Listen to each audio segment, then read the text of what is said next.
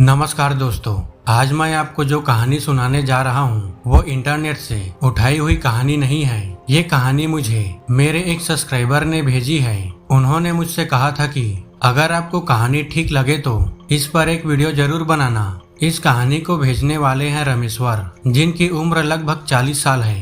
वो छत्तीसगढ़ के बिलासपुर के रहने वाले हैं। रमेश्वर एक साधारण मजदूर हैं। कई सालों तक उन्होंने बिलासपुर के आसपास मजदूरी की है, लेकिन मजदूरी में मुश्किल से 9 से 10 हजार रुपए ही मिलते हैं। घर की जिम्मेदारियां बढ़ती जा रही थी। 2 बच्चे स्कूल में थे और घर का खर्च भी मुश्किल से चलता था।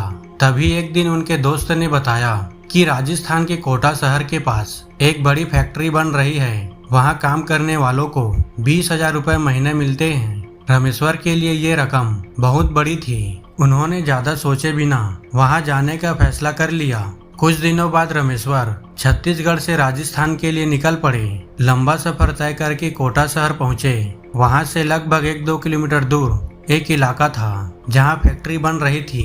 फैक्ट्री के मालिक ने मजदूरों के रहने के लिए एक बड़ा सा पुराना घर दिया हुआ था। उस घर में कुल 5-6 मजदूर रहते थे। घर थोड़ा पुराना था लेकिन रहने लायक था। सामने छोटा सा आंगन, एक लंबा बरामदा, 3 कमरे और पीछे एक टूटा हुआ स्टोर रूम। घर के चारों तरफ खाली मैदान और कुछ पुराने पेड़ थे। दिन में जगह ठीक लगती थी, लेकिन रात होते ही वो इलाका अजीब तरह से डरावना लगने लगता था।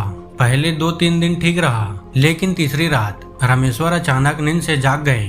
उन्हें लगा जैसे कोई दरवाजे पर धीरे धीरे खटखटा रहा हो। उन्होंने सोचा शायद कोई मजदूर होगा, लेकिन जब उन्होंने कमरे में देखा तो बाकी सारे मजदूर गहरी नींद में सो रहे थे। खटखटाने की आवाज फिर आई। रमेश्वर धीरे से उठे और दरवाजे के पास चला गया। उन्होंने पूछा कौन? बाहर से कोई आवाज नहीं आया। उन्होंने दरवाजा खोलने की हिम्मत नहीं की।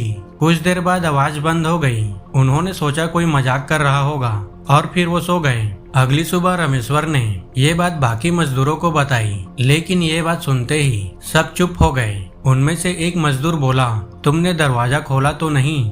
रमेश्वर ने कहा, नहीं। यह सुनकर सब ने राहत की सांस ली। फिर एक बुजुर्ग मजदूर बोला, अगर दरवाजा खोल देते तो यहाँ थोड़ी दिखाई देते। रमेश्वर हैरान रह गया। रमेश्वर ने पूछा, ऐसा क्यों? तब उस मजदूर ने बताया।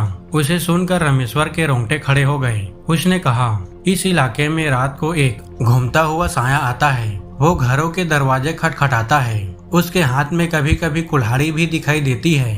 अगर कोई दरवाजा खोल दे तो वो उस आदमी को घसीट कर कहीं ले जाता है और फिर वो आदमी कभी वापस नहीं आता। रमेश्वर को यह बात सुनकर विश्वास नहीं हुआ, लेकिन उसी रात उन्होंने सच्चाई अपनी आंखों से देखी। उस रात लगभग 3 बजे अचानक फिर वही आवाज आई, खटखटाने की। इस बार आवाज उसके घर का नहीं, पास वाले घर के दरवाजे पर थी। रमेश्वर धीरे से खिड़की के पास गया।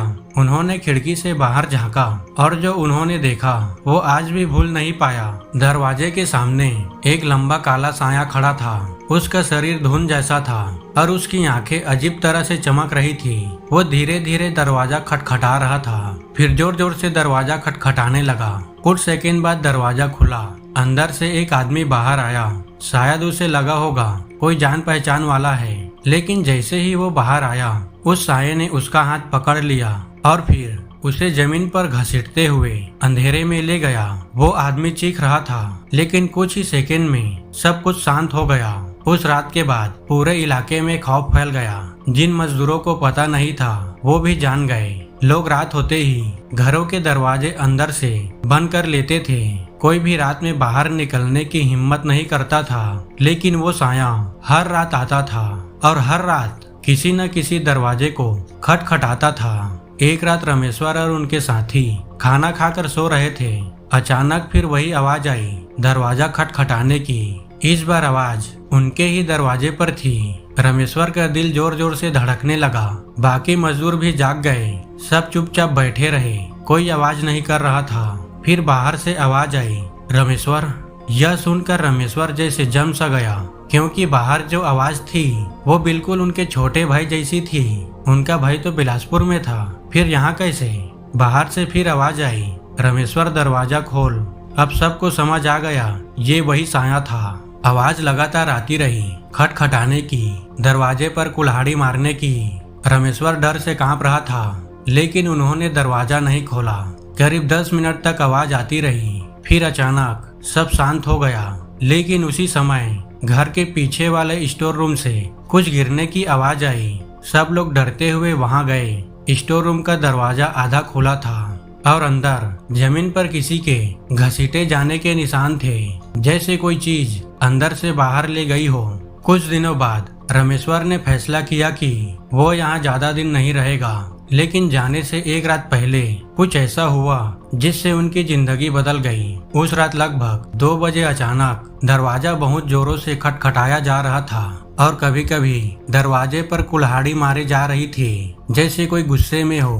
रामेश्वर ने खिड़की से देखा, वही काला साया खड़ा था, लेकिन इस बार उसकी आंखें खून की तरह लाल थी और वो सीधे खिड़की की तरफ देख रहा था, जैसे उसे पता हो कि अंदर कौन है। कुछ देर बाद वो धीरे धीरे पीछे हटने लगा और अंधेरे में गायब हो गया। अगली सुबह ही रामेश्वर ने वो जगह छोड़ दी। वो वापस बिलासपुर लौट आए। रामेश्वर ने कहा, आज भी जब रात में अचानक दरवाजे पर खटखटाहट होती है तो उनका दिल जोर से धड़कने लगता है, क्योंकि उन्हें डर है कि कहीं वो साया अब भी उनका पीछा तो नहीं कर रहा। दोस्तों, अगर आपको भी अपनी कहानी भेजनी है तो कमेंट करें, अगली कहानी आप पर बनाई जाएगी। धन्यवाद।